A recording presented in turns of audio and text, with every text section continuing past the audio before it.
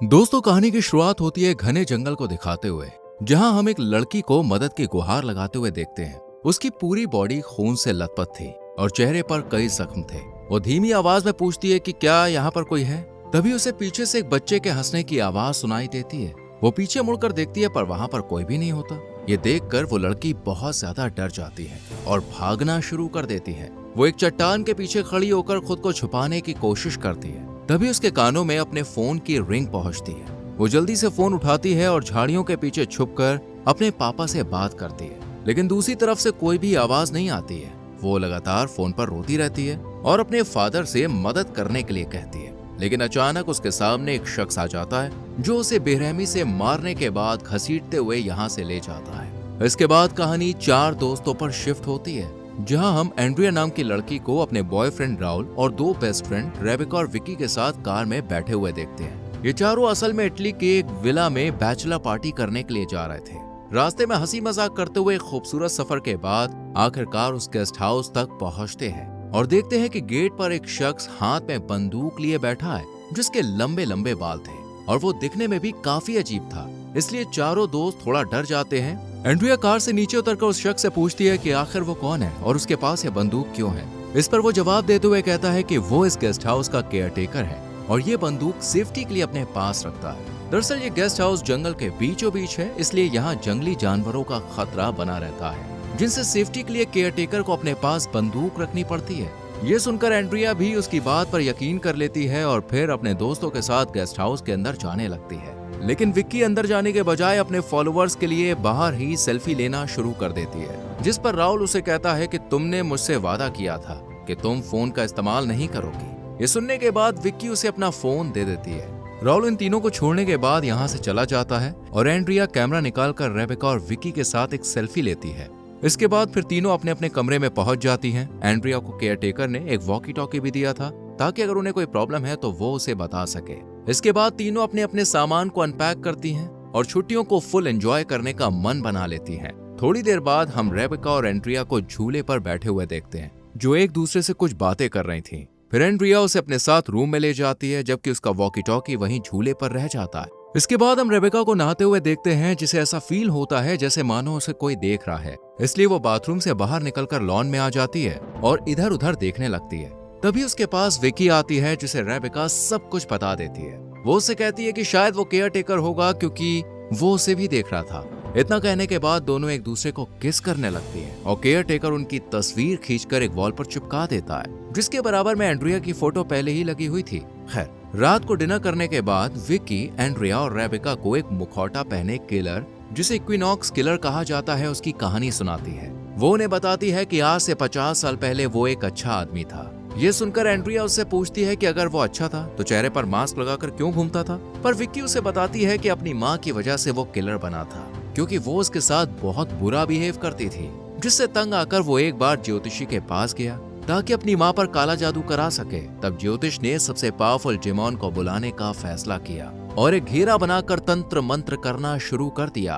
उन्होंने किलर से कहा कि बस ये घेरा टूटना नहीं चाहिए, लेकिन वो डीमन इतना चालाक था कि उसने किलर के जहन के साथ हेर फेर करके उसे घेरा तोड़ने पर मजबूर कर दिया और उसकी बॉडी में घुसकर उसे अमर बना दिया। साथ ही उससे कहा कि अगर उसे जिंदा रहना है तो हर साल उसे एक इंसान की बलि देनी होगी, और अगर उसने ऐसा नहीं किया तो वो उसे मार देगा, जिस तरह ज्योतिष को मारा। अभी तीनों दोस्त बात कर ही रही थी कि तभी दरवाजे पर किसी की दस्तक होती है। एंड्रिया उठकर दरवाजा खोलने को जाती है और देखती है कि सामने मास्क पहने एक शख्स खड़ा है, जिसे देखकर वो हंसना शुरू कर देती है, क्योंकि उसे ऐसा लग रहा था कि रेबेका और विक्की ने उसे डराने के लिए ये सब प्लान किया है। पर एंड्रिया की ये हंसी उस वक्त गायब हो जाती है जब वो देखती है कि मास्क पहने शख्स के हाथ में एक चाकू है, जिसे दिखाकर वो उन्हें दरवाजा खोलने के लिए कहता है। एंड्रिया फौरन दरवाजे के पास जाती है और उसे अच्छे से लॉक कर देती है, पर तभी उसे दूसरे दरवाजे का ख्याल आता है जिसका लॉक खुला हुआ था। वो भागकर फौरन उसे बंद करने के लिए जाती है और देखती है कि मास्क पहना शख्स वहां से अंदर आने की कोशिश कर रहा है। एंड्रिया जल्दी से रेबेका के साथ मिलकर उसे लॉक कर देती है। अब क्योंकि इनके पास फोन नहीं था जिससे कॉल करके पुलिस को बुलाया जा सके, इसलिए एंड्रिया घर में ही एक हथियार ढूंढने को कहती है और जब अपने बैग में चेक करती है तो उसे एक चाकू मिल जाता है। इधर विक्की खुद को रूम में लॉक कर लेती है, पर उसके चेहरे पर अजीब सी मुस्कान थी। वो दरवाजा खोलकर मास्क पहने शख्स को अंदर बुला लेती है। वहीं एंड्रिया ने अब खिड़की और दरवाजे के नीचे कांच के टुकड़े बिछा दिए थे। रेबिका उससे कहती है कि वो बाहर वॉकी टॉकी लेने जा रही है। इतना कहने के बाद वो फौरन बाहर पहुंच जाती है और वॉकी टॉकी को उठाकर तुरंत ही कमरे में आ जाती है, जिसके बाद एंड्रिया केयर टेकर से कांटेक्ट कर उसे मास्क पहने शख्स के बारे में बताती है और मदद करने के लिए यहाँ बुलाती है। लेकिन जब वो अपने रूम में वापस आती है तो देखती है कि रेबिका और विक्की दोनों वहाँ नहीं है, जबकि खिड़की खुली हुई है। एंड्रिया धीरे से उसे बंद करती है और अपनी जान बचाने के लिए खुद को रूम में लॉक कर लेती है, पर अचानक उसे पीछे से किसी की आवाज सुनाई देती है। एंड्रिया जैसे ही पीछे मुड़ती है तो उसे वहाँ वही शख्स दिखाई देता है जो एंड्रिया पर हमला करने के लिए आगे बढ़ता है। पर इससे पहले कि वो उसे नुकसान पहुंचा पाता, एंड्रिया खुद चाकू से उस पर वार करके उसकी जान ले लेती है। और पास जाकर जब उसे देखती है तो एंड्रिया को पता चलता है कि उसके पास जो हथियार था वो असल में सिर्फ एक खिलौना था। इतने में यहाँ रेबेका, विक्की और राहुल हाथ में शैंपेन लिए हंसते हुए आते हैं, जो अंदर का नजारा देखकर सन्न रह जाते हैं। दरअसल इन तीनों ने ये सब एंड्रिया को डराने के लिए किया था और वो मास्क पहना शख्स कोई किलर नहीं बल्कि एक एक्टर था जिसकी जान अब जा चुकी थी। विक्की जेल जाने से बचने के लिए बॉडी को छुपाने की एडवाइस देती है, जिस पर एंड्रिया भी हामी भर देती है और राहुल से कहती है कि उन्हें केयर टेकर के आने से पहले बॉडी को ठिकाने लगाना होगा। पर उन्हें ये नहीं पता था कि केयर टेकर ने खिड़की पर खड़े होकर उनकी बात सुन ली है। वो अचानक एंड्रिया को शूट कर देता है। ये देखकर विक्की डर की वजह से बाहर भाग जाती है। हालांकि रेबेका उसे जाने से रोकती है पर वो उसकी एक नहीं सुनती।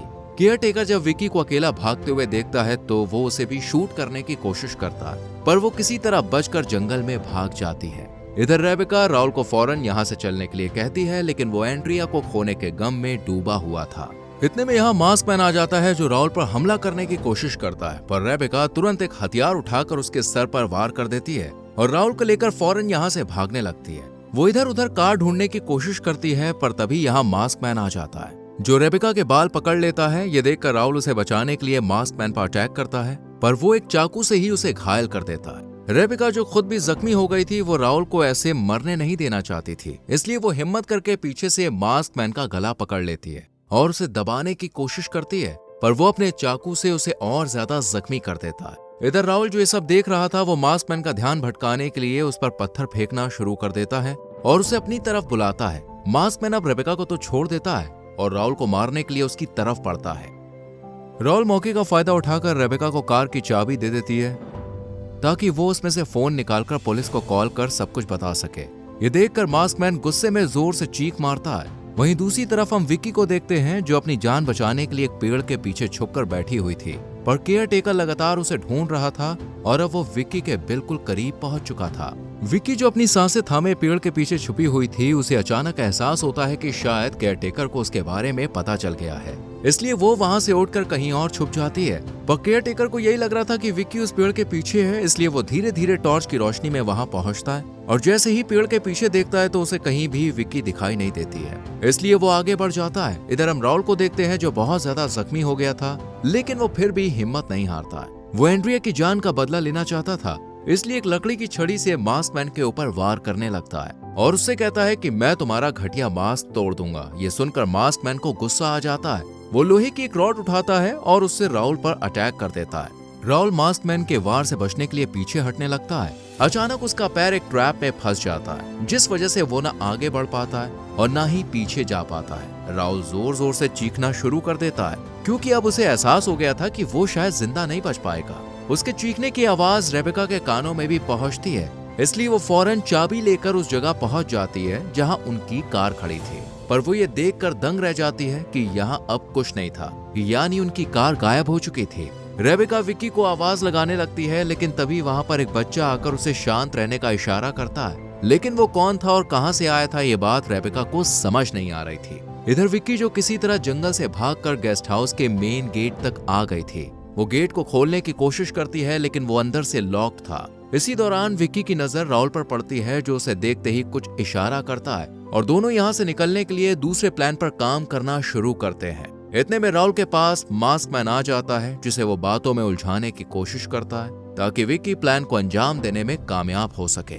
विक्की अब केयर टेकर के कमरे में जाती है और सबसे पहले अपने जख्मों पर बैंडेज वगैरह लगाती है। इसके बाद वो कमरे की अच्छे से तलाशी लेती है, जहां उसे जूडी के साथ कई लेडीज के पहचान पत्र मिलते हैं। साथ ही वॉल पर अपने दोस्तों की फोटो लगी हुई दिखाई देती है। वहीं पास में 2 पेंटिंग्स और थी, जिनमें 3 लोग थे, एक केयर टेकर, दूसरा मास्क मैन और तीसरा वो बच्चा। ये सब देखकर विक्की बहुत ज्यादा डर जाती है। उसे समझ में नहीं आ रहा था कि ये सब क्या हो रहा है। इसके बाद कहानी रेबेका पर घूमती है, जिसे वही छोटा बच्चा उसकी कार के पास ले आया था। अब रेबेका कार को चेक करती है, पर उसे पता चलता है कि उसका इंजन खराब है, साथ ही फोन भी उसमें नहीं है।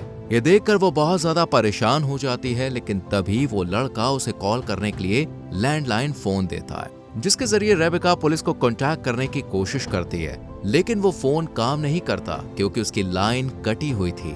और ये काम उसी बच्चे का था जो अचानक अपनी जेब से एक इंजेक्शन निकालकर रेबेका पर हमला करना शुरू कर देता है। वो बुरी तरह से घायल हो जाती है और उस बच्चे को जोर से धक्का दे देती है, जिस वजह से वो जमीन पर गिरकर बेहोश हो जाता है। इतने में आवाज सुनकर केयर टेकर भी यहाँ आ जाता है, जो बच्चे को इस तरह जमीन पर पड़ा हुआ देखकर घबरा जाता है और उसे होश में लाने की कोशिश करता है। रेबेका उससे पूछती है कि वो ये सब क्यों कर रहा है। तब वो खुलासा करते हुए बताता है कि मास्क मैन वही शख्स है जिसने अपनी माँ पर काला जादू करवाने के लिए ज्योतिष का सहारा लिया था।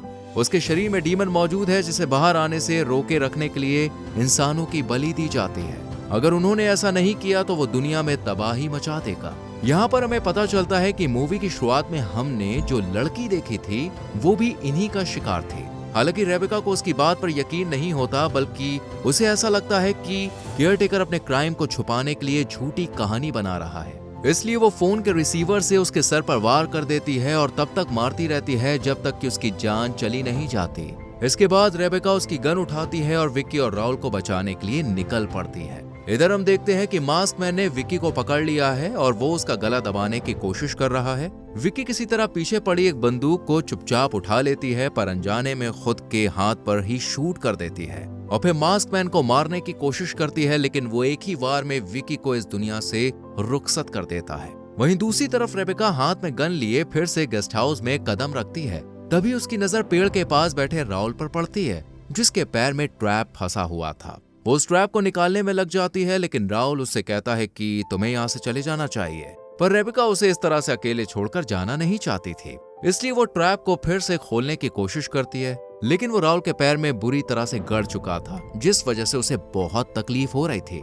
इसलिए वो रेबेका से कहता है कि वो उसे इसी हालत में छोड़ दे और जाकर विक्की को बचाए, जो केयर टेकर के रूम में है। ये सुनते ही रेबेका वहाँ पे पहुंच जाती है और देखती है कि मास्क मैन ने विक्की को मार दिया है। उसकी बॉडी देखकर वो बुरी तरह से टूट जाती है, पर राहुल को बचाने के लिए फिर से उसके पास आती है, लेकिन अब वो यहाँ नहीं था। रेबेका उसे चारों तरफ ढूंढती है, तभी उसे पीछे से राहुल के चीखने की आवाज सुनाई देती है। जैसे ही वो पीछे मुड़कर देखती है, तब उसे पता चलता है कि मास्क मैन ने राहुल को भी मार दिया है। वो डर कर यहाँ से बचकर भागने लगती है, लेकिन मास्क मैन उसे बेहोश कर देता है और उसे घसीटते हुए अपने साथ ले जाता है। अंधेरी रात में वो इन सभी की डेड बॉडीज काले बैग में डालकर बलि के लिए एक जगह पर जमा करता है। पर रेबेका अभी जिंदा थी, जो फौरन बैग से बाहर निकलकर वॉल के पीछे छुप जाती है। मास्क मैन अब हर किसी के नाम की कैंडल जलाता है, लेकिन जब वो रेबेका की कैंडल को जलाने की कोशिश करता है तो वो जलती नहीं है, जिसे देखकर वो समझ जाता है कि रेबेका अभी जिंदा है। इससे पहले कि वो कुछ भी कर पाता, अचानक रेबेका उस पर एक चाकू से हमला कर देती है, जिस वजह से वो जमीन पर गिर जाता है। रेबेका को लगता है कि शायद वो मर चुका है, लेकिन मास्क मैन फिर से जिंदा हो जाता है, क्योंकि उसकी बॉडी में डीमन था। वो एक हाथ से रेबेका का गला पकड़ता है और उसे ऊपर उठा देता है। अपनी जान बचाने के लिए रेबेका उसके गले में पड़े एक ताबीज को खींच देती है और उसे मास्क मैन के हाथ पर रगड़ने लगती है, जिस वजह से वो दर्द के मारे चीखने लगता है और रेबेका को छोड़ देता है। मौके का फायदा उठाकर रेबेका उस ताबीज को मास्क मैन के दिल में घुसा देती है और वो पल भर में भस्म हो जाता है, यानी उसकी सारी ताकत उस ताबीज में थी। अगले दिन रेबेका अपनी दोस्तों की आखिरी तस्वीर लेकर यहाँ से चली जाती है और इसी के साथ ये मूवी यहीं खत्म हो जाती है। वेल दोस्तों, आपको ये मूवी कैसी लगी हमें कमेंट सेक्शन में जरूर बताएं। वीडियो को लाइक और शेयर करें और चैनल को सब्सक्राइब करके बेल आइकॉन प्रेस करें, जिससे आने वाली वीडियोस आपसे मिस ना हो। मिलते हैं अगली वीडियो में। Till then bye bye, take care.